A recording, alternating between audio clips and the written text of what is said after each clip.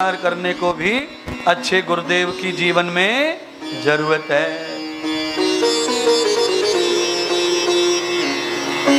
पहला जन्म हो गया, महर्षि कश्यप के घर में हिरण्याक्ष और हिरण्यकश्यप के राक्षस बन के आए। भगवान बराह अवतार लेकर के और नरसिंह अवतार लेकर अवतार का सिद्धिकरण किया। जय विजय का दूसरा जन्म त्रेता युग में रावण और कुंभकर्ण के रूप में हुआ। तब भगवान श्री राम के रूप में पधारे। ये पहला कारण बताया कुंभज ऋषि ने। तो माता सती कहती हैं, प्रभु मात्र इतने से के लिए भगवान ने अवतार ले लिया? भगवान इतने सरल हैं। मेरे पति कहते हैं वो सकल सामर्थ्यवान हैं, और इतने काम के लिए भगवान को शरीर धारण करने की क्या जरूरत पड़ी? अगर वो सकल सामर्थ्यवान है तो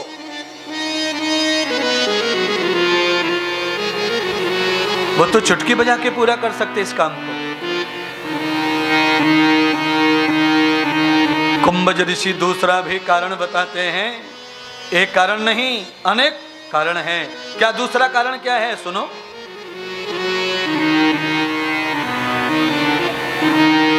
एक बार श्री नारद जी ने भगवान विष्णु की ही कृपा से कामदेव को जीत लिया, काम पर विजय प्राप्त कर ली, और कामदेव पर विजय प्राप्त करके देवताओं में श्रेष्ठ हो गए। तो ब्रह्मा जी के पास अपने पिताजी के घर पहुंचे। ब्रह्मा जी ने बहुत सम्मान दिया। फिर भगवान शंकर के घर पहुंचे। शंकर भगवान ने भी सम्मान दिया। क्यों? क्योंकि जो काम नारद करके आए हैं वो काम देवता कोई नहीं कर पाया। काम पर विजय प्राप्त करके नारद जब पहुंचे तो महान हो गए वो। भगवान शिवजी ने उन्हें धन्यवाद दिया, आशीर्वाद दिया, बलिदान दिया, यश गाया, पर साथ में उपदेश भी दिया।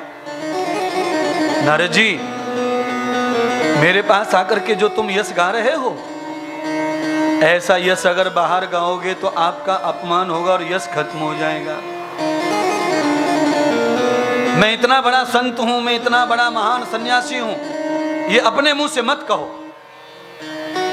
महान को महान दुनिया धीरे धीरे समझ लेती है, कर्म से पहचान संसार में हो जाती है। इसलिए हे नारद जी, मेरे सामने तुम अपना यश गा रहे हो, वो गाओ,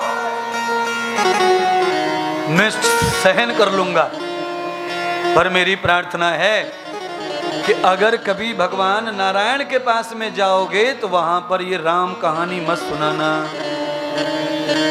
कामंत कृतम भूयांत रूपम। शंकर भगवान राम कथा सुनना चाहते थे नारद जी से। हे नारद, तुम जहां से तप करके आ रहे हो ना, उस तप के बाद मेरे मन में यह भाव आया था कि नारद आचार्य है भक्ति का, मैं राम जी की भक्ति सुनना चाहूंगा। पर तुमने राम कथा नहीं सुनाई, तुमने तो काम कथा सुनाई आकर। और जो भगवान के पास जाकर के राम कथा की जगह काम कथा सुनाते हैं, भगवान ऐसे भगत से अंदर से प्रसन्न रहते नहीं है। नारद जी को समझाया, ये बात ब्रह्मा जी के विष्णु के सामने मत करना। नारद जी क्या कहते हैं? नस्तम गम्यम तथा लोकम। मैं भगवान विष्णु के जा ही नहीं रहा घर पे, मुझे क्या काम है? अब जो विष्णु नहीं कर पाए वो मैंने कर लिया, अब मुझे विष्णु की कोई जरूरत नहीं है। नारद जी को अहंकार ने घेर रखा है। वासंत वसते युक्तम। आप ब्रह्मचारी हो जाओ, योगी हो जाओ, जति हो जाओ, रति हो जाओ, सती हो जाओ, जो आपको बनना है हो जाओ, पर इन सब जी को पाने के बाद में अगर अहंकार का जन्म हो गया तो समझ लो ये एक दिन मिट जाएंगी। जो तुम्हारे तप जप का जय जयकार है वो नहीं रहेगा। माया रच देंगे भगवान। बहुत दिन गए नहीं नारद भगवान नारायण के पास। क्यों नहीं गए? अहंकार के लिए। लक्ष्मी भगवान विष्णु को कह रही है कि प्रभु नारद जी आए नहीं, इतने दिन हो गए नारद को, सब जगह मिलते घूम रहे नारद, आपके पास नहीं आए। आपकी कृपा से ही तो उन्होंने काम को जीता है, और वो आपके पास ही नहीं आ रहे हैं। और आप भी कैसे पिता हैं उनके, आपने भी नहीं बुलाया।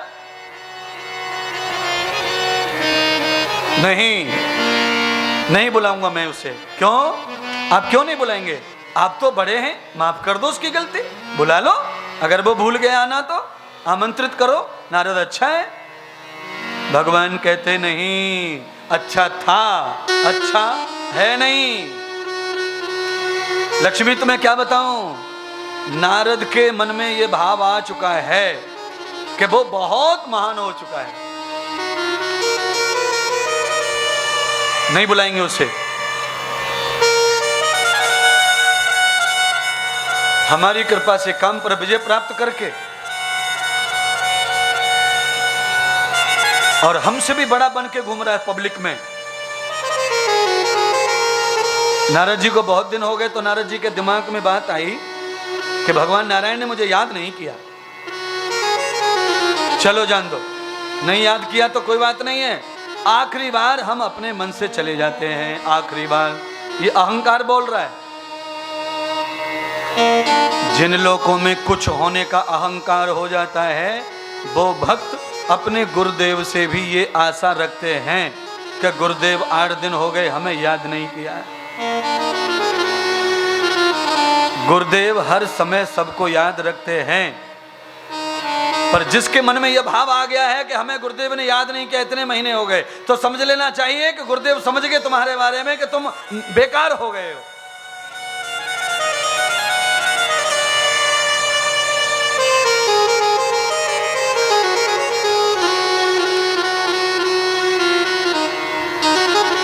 अंत में नारद जी भगवान नारायण के घर चले गए। भगवान विष्णु कितने चालाक हैं, मजाकिया हैं, नारद जी से मजाक कर रहे हैं। जैसे नारद जी प्रवेश करते महल में, भगवान विष्णु कहने लगे नारद आओ आओ आओ, नारद आओ। बराबर में आसन डाल के रखा, बराबर में। नारद हमेशा चरणों में बैठते थे, आज नारद को चरणों में नहीं बैठने दिया। नारद यहाँ बैठो, आओ यहाँ बैठो, बराबर में आओ, बहुत दिन में आए, बराबर में आओ, अरे इधर बैठो इधर बैठो। अहंकार के बसीभूत नारद भगवान की बराबर जाके बैठ गया। आप समझ गए कथा। जब भी गुरुदेव ये कहें कि आओ यहाँ बैठो यहाँ बैठो, समझ लेना परीक्षा कर रहे हैं गुरुदेव। भूल से भी गुरुदेव की आज्ञा मत मानो, यहाँ बैठो वाली, बराबर वाली। चरणों में जो जगह मिली है वो जगह ही तुम्हारी जगह है। अगर वहां बैठेंगे तो आज भी गुरु कृपा कर देंगे और हम पास हो जाएंगे। अगर गुरुदेव के कहे अनुसार बराबर में आके टिक गए तो गुरुदेव ने कहा केवल परीक्षा के लिए तुम फेल मानो। नारद बैठ गए बगल में जाके। लक्ष्मी की ओर भगवान इशारा कर रहे हैं, देखो देखा भगत जी को, कितना बड़ा हो गया ये, संकोच नहीं किया एक बार भी यहां बैठने का। बराबर भगवान गीत गाते रहे, नारद तुम तो महान हो गए, तुम सब देवों में अग्रणी हो गए, सब संत महर्षि ऋषि मुनियों में भी तुम्हारी पूजा अग्रणी हो गई। स्वयं भगवान गीत गा रहे हैं। इतने में सब्र नहीं हुआ नारद को, है? भगवान विष्णु ने अंतिम प्रशंसा कर दी। क्या? अरे नारद तुम ब्रह्मचारियों में ब्रह्मचारी है, तुमने काम को पा लिया। अरे हम तो भगवान विष्णु हो के भी क्या है, हम तो गृहस्थी ठहरे। देखो पत्नी के साथ में बिस्तर पे पड़े हैं और तुम कितने महान हो गए हैं। नारद को पूरी तरह ये विश्वास हो गया कि भगवान ने अगर मुझे महान कह दिया तो मैं महान ही हो गया, और अहंकार हो गया। नारद जैसे ही प्रणाम करके गए, तब माता लक्ष्मी ने कहा महाराज नारद ने तो अपने को बड़ा मानकर आपको छोटा समझ लिया है। तो कहा ये सब कैसे हो गया नारद में? कहा कि नारद को इस समय अहंकार ने घेर रखा है, काम जीतने का। तो महाराज आप तो प्रभु हैं, आप तो उसके भगवान हैं, अपने भक्त की गलती को माफ करो, उसे सुधारना चाहिए। आपने तो उसे बर्बाद होने के लिए छोड़ दिया। भगवान विष्णु माता लक्ष्मी को समझाते, नहीं नहीं मैंने छोड़ा नहीं है, मैंने उसके अहंकार को और बढ़ने के लिए छोड़ दिया है, और बढ़ जाए। क्यों? आपने ऐसी गलती क्यों की? अगर अहंकार बढ़ेगा तो उसका नाश हो जाएगा। और वो आपके गीत गाता, आपका भक्त है। भगवान कहते हैं गाता था, अब नहीं गा रहा है।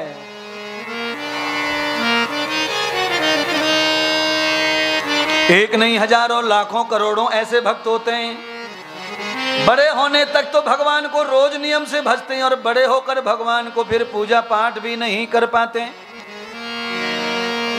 जल्दी से कुर्सी खिसक जाएगी। जिस ध्यान से, जिस मन से, जिस भजन से, जिस दान से, जिस परिश्रम से तुम नित्य बड़े हुए हो, उसे कभी नहीं छोड़ना चाहिए। नित्य भजन, नित्य ध्यान, नित्य उपासना, नित्य पूजा नियम से करो।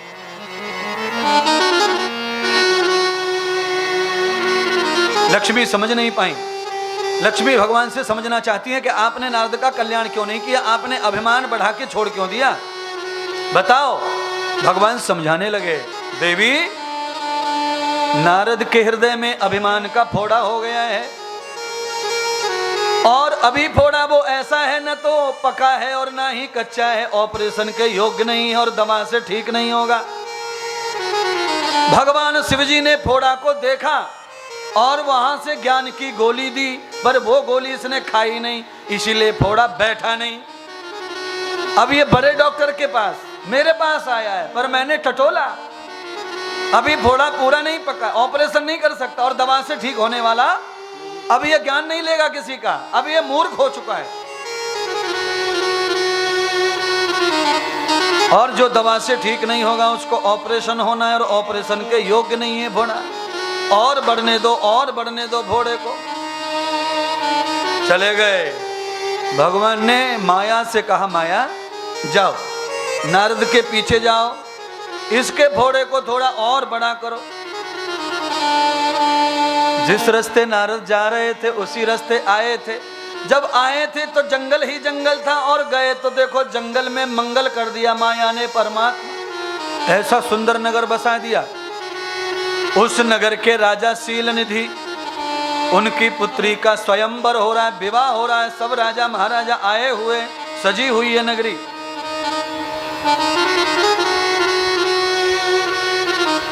नारद जी ने गांव देखा, बावले हो गए,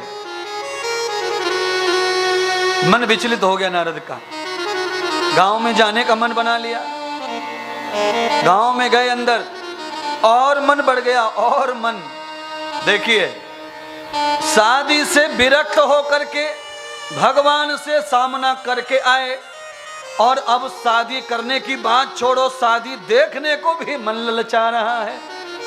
समझ लेना, जो शादी नहीं करते ब्रह्मचारी रहते हैं, उनके मन में कभी शादी देखने का मन आया तो समझ लेना घर हो गया, कहीं छिद्र हो गया दीवार में। नारद जी से कई महात्माओं ने कहा, महाराज आप तो कामदेव को जीत के आए हैं, और कहां आप संसार में पड़ रहे हो, कहां जा रहे हो? अरे क्या फर्क पड़ता है, देखने में क्या बुराई है? शादी देखने में बुराई है, आम को कटता हुआ देखने में बुराई है, बिना पानी आए जी पे रह सकता नहीं है। नहीं है, खाओ या ना खाओ, पर आम को कटता हुआ देख लिया तो पानी आएगा आएगा आएगा आएगा। और खाओ मत खाओ, भोगो मत भोगो, शादी करो मत करो। ओह कमाल हो गया, राजा शीलनिधि की पुत्री थी ही नहीं। भगवान विश्व मोहिनी को समझाने लगे, जाओ, जब जब मौका मिला है तुमने रूप धारण किया है। कौन? स्वयं नारायण। विश्वमोहिनी बनकर पैदा हो गए। सबके मन को मोहने वाली विश्वमोहिनी शीलनिधि की पुत्री बनकर आई, माला लेके घूम रही है सभा में। कोई वर नहीं मिल रहा है, वर की तलाश में है। नारद जी खड़े खड़े देख रहे महाराज। नारद जी को देखा, सब लोगों ने कहा महाराज पधारो पधारो पधारो, आसन स्वीकार करो और आप हमारी कन्या का हाथ देकर बताओ दूल्हा कैसा होगा और इसके लिए दूल्हा कहाँ मिलेगा। इतने दूल्हा बैठे, कोई दूल्हा था ही नहीं उनके भाग में। नारद जी ने हाथ पकड़ा पर हाथ पर नजर नहीं, नारद जी की नजर विश्वमोहिनी के चेहरे पे है।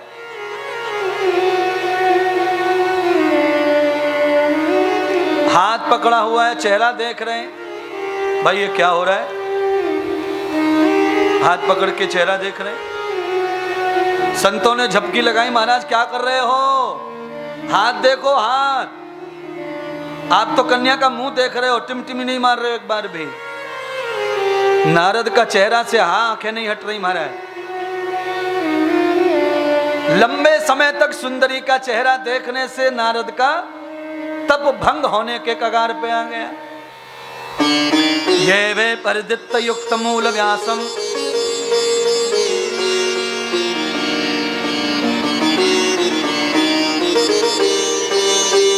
चेहरे पर देखा, झांकी हो रही है चेहरे पर। नारद अंतर्यामी तो थे ही। नारद जी ने सोचा इनके चेहरे से तो नारायण की ही बू आ रही है। हाथों में रेखाओं में भी वही लिखा हुआ है कि नारायण जैसा ही वर होगा, विष्णु जैसा वर होगा। अब विष्णु जैसा वर होगा तो हमारा कहां नंबर होगा। नारद जी ने हाथ छोड़ दिया और ध्यान में बैठ गए। नारायण के भगवान प्रकट हो गए। अरे नारद जी अभी अभी तो मिले, अब क्या हो गया बताओ, क्यों बुलाया है? कहा प्रभु एक बात बताओ, कुछ दिन के लिए अपना स्वरूप उधार दे दो, आपका रूप दे दो। भगवान पूछने लगे क्यों? कहा महाराज ब्याह करना है, मुझे शादी करनी है। भगवान विष्णु लक्ष्मी को कहते हैं देखो सुबह कितना इठला रहा था हमारे पास में, कह रहा था तुम गृहस्थी हो, मैं कामदेव को जीत, और अब देख लो लीला कैसी है माया की। इसीलिए लक्ष्मी जब भी मेरी माया दुनिया में ठगती ऋषि मुनियों को, तो मैं ही स्वरूप धारण करके जाता हूं ऋषि मुनियों के तप की परीक्षा लेने। मेरे स्वरूप को देखकर कोई ऋषि मुनि बच नहीं पाता है। नारद का देख लो हाल कैसा है। नारद बताओ कैसा स्वरूप दे दूं तुमको? नारद जी ने कहा जिसमें मेरा हित हो वो स्वरूप मुझे दे दो। भगवान कहते हैं तुम्हारा हित जिसमें है वो तुमने मांगा है तो मैं वही दूंगा। शादी करने से हित किसी का नहीं हुआ है तो नारद तेरा कैसे होगा? इसीलिए तुम्हारा हित जिसमें वो दान कर देता हूँ। यहम न वेदो रूपस्य कृपिदो न देव दर्शनम। महर्षि वाल्मीकि कहते हैं नारद मैं जो रूप तुम्हें दूंगा वो तुम्हारे सिवाय और किसी को समझने वाला।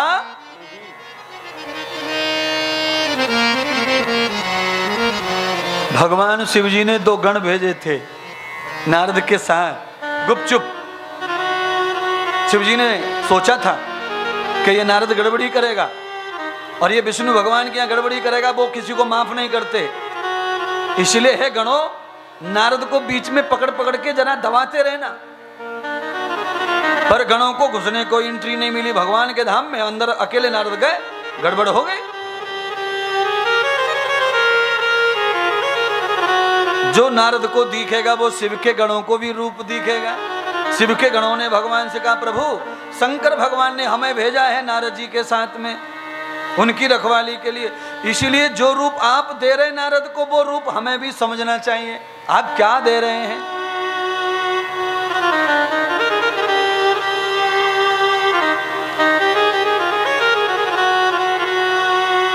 अब यहाँ कथा थोड़ी बदल देते हैं, आपको समझा देते हैं। महाराज जी, मौनी बाबा जी, जैसे ही नारद को भगवान विष्णु रूप देने लगे हित करने के लिए। तभी भगवान शंकर को पता चला कि नारायण इस समय हित करने का रूप दे रहे हैं। तो नारद का हित जिसमें वो रूप नारद को मिल रहा है, तो भगवान महादेव के मन में भी लालच आ गया कि मेरा हित भी मैं भगवान से चाहता हूं, आज मैं भी भगवान से हित वाला रूप मांगूंगा। अब आप समझ जाओ कथा क्या कहेगी, नहीं समझे तो मैं समझा ही दूंगा। भगवान शिव जी ने हनुमान का अवतार क्यों लिया है, ये कथा चल रही है।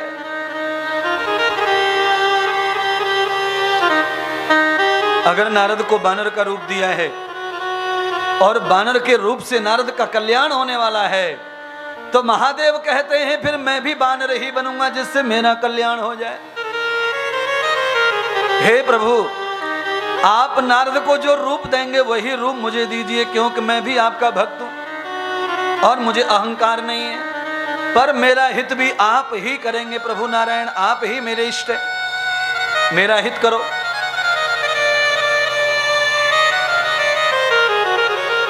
भगवान शंकर के हित के लिए भगवान प्रसन्न होकर हाँ कहते, पर नारद को स्वरूप दान किया। नारद विश्वास के साथ स्वरूप लेके चले गए और सभा में बैठ गए। विश्व मोहिनी माला लेके घूम रही हैं, सब राजा महाराजा एकड़े बेकड़े आए थे, किसी की तरफ देखा ही नहीं उन्होंने, और नारद जी की तरफ तो बिल्कुल भी नहीं देखा, उधर तो देखने की सोची भी नहीं दिमाग।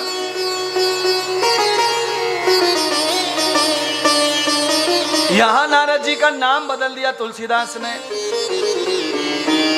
कीने रूप कपियान शुभ, दीने ब्रह्महु रूप। गोस्वामी कहते हैं जब भगवान से रूप मांगा तब भगवान ने उसे कपि रूप धारण कर दिया, और वही रूप जब सभा में गया विश्व मोहिनी की माला के लालच में, तब महा अलग बदल दिया रूप। कीने रूप मरकट की नाही, बहुत बुरा नाम मरकट। मरकट किसे कहते हैं, जो कभी भी चंचलता से शांत बैठता नहीं है। नारद को चंचल बना दिया भगवान ने, दो प्रकार के बंदर बनाए, एक कपि रूप धारण करवाया और दूसरा मरकट बना दिया। इसलिए आपने कभी शादी में दूल्हा देखा होगा, वैसे चाहे जितना लुच्चा हो लफंगा हो, पर दूल्हा बनता है ना उस दिन बड़ा शांत रहे। मौनी बाबा आशीर्वाद लेके गया होगा यहीं से मौनी बाबा जी के पास से कि एक दिन के लिए मुझे भी दे दो शांति का दान। सरल स्वभाव, दे दिया। कैसा दिखे दूल्हा दुल्हन एक दिन, पर नारद जी उल्टा कर रहे महाराज। रोज शांत रहने वाला आज चंचल हो गया। आप समझ लो बंदर क्या कर रहा होगा, मरगट चंचल हो गया बंदर, तो उछल कूद कर रहा कुर्सी पे। विश्व मोहिनी को कह रहा मैं इधर बैठा हूं दूल्हा तेरा, विष्णु ने मुझे भेजा और तू कहां जा रही है माला लेके। जो भी उन्हें करना होगा वो कर रहे हैं।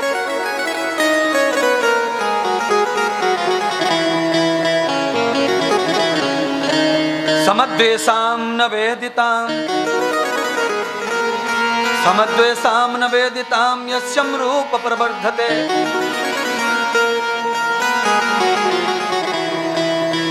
माला नहीं पड़ी गले में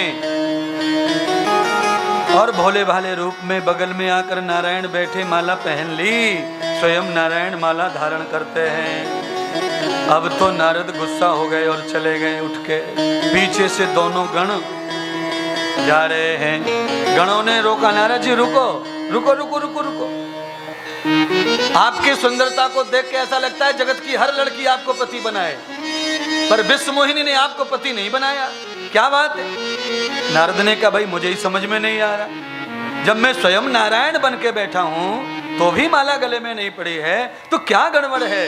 तो गण क्या कहते हैं, तुलसीदास लिख रहे हैं, देखऊं रूप जलवल की माही,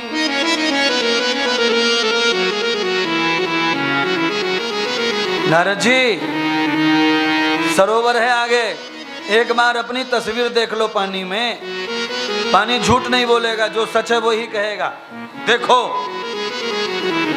जैसे ही नारद जी ने पानी में अपना स्वरूप देखा, नारद जी नीचे ऊपर धरती पाताल करने लगे। बंदर का स्वरूप हो गया, क्योंकि क्रोध में, ईर्षा में भुन रहे थे, जल रहे थे। और जैसे रूप देखा मरकट का, भगवान विष्णु पर क्रोधित हो गए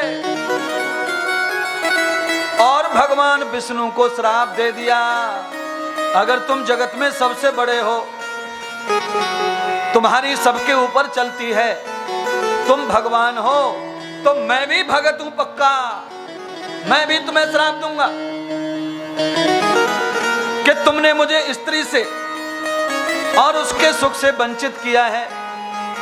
इसलिए हे नारायण, तुम भी जब राम बनकर त्रेता युग में जाएंगे तो तुम्हें भी स्त्री के सुख से वंचित होना पड़ेगा। और जो रूप तुमने मुझे दिया है, मेरे रूप की सहायता के बगैर तुम्हें स्त्री का सुख मिलने वाला नहीं होगा। पीछे भगवान आ रहे थे, उन्होंने कहा जय हो जय हो जय हो नारद, जय हो तुम्हारी, तुमने बहुत बढ़िया कर दिया, मेरा मौका खोल दिया, तुमने रास्ता साफ कर दिया। अब मैं भली भांति शांति से अवतार ले लूंगा। मैं चाह ही रहा था कि कोई मुझे श्राप देवे, कोई भजन करे, मैं जाऊं। क्यों? मेरे द्वारपाल दोनों पहुंच गए हैं और उनका कल्याण मुझे करना है।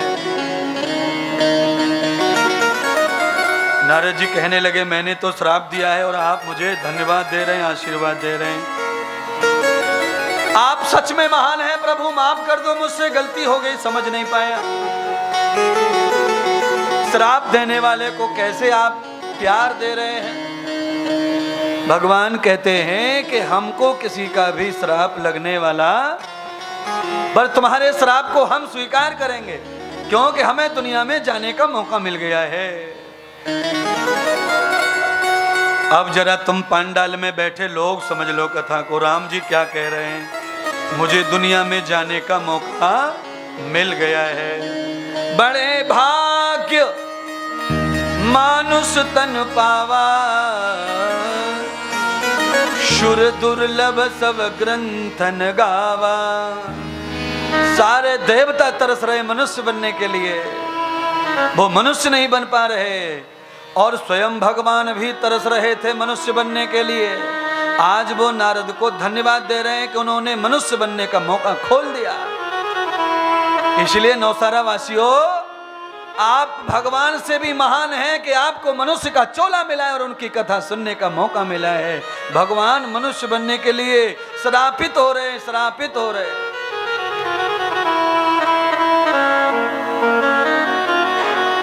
कुंभज ऋषि कहते हैं, देवी सती, भगवान विष्णु को राम बनने का ये दूसरा कारण है। दो कारण, कम से कम तीन तो बताएंगे ही। तीसरा कारण ब्रह्मा के बड़े पुत्र महर्षि मनु और शतरूपा, जिन्होंने मनुष्य की सृष्टि की। उन्होंने ऋषि मुनि संत महात्मा राजा महाराजा सब पैदा किए, पर मनु महाराज को पुत्र के रूप में शांति नहीं हुई। तब शतरूपा और मनु ने श्री गंगा जी के तट पर नैमी सारण में जाकर के 10,000 वर्ष तप किया। 10,000 वर्षों के तप के बाद भगवान विष्णु प्रसन्न हुए और श्री राम जी के रूप में उनके जीवन में आए और उन्हें वचन दिया, हे मनु, तुम दशरथ बन के आओगे, शत्रुपा तुम कौशल्या बन के आओगी, और तब त्रेता में मैं राम के रूप में तुम्हारे घर प्रकट हो जाऊंगा और तुम्हारा मनोरथ पूरा कर दूंगा।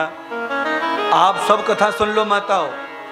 भगवान कह रहे हैं, औलाद पैदा करना तब सफल होता है माता पिता का जब राम जैसा कोई बालक पैदा हो जाए।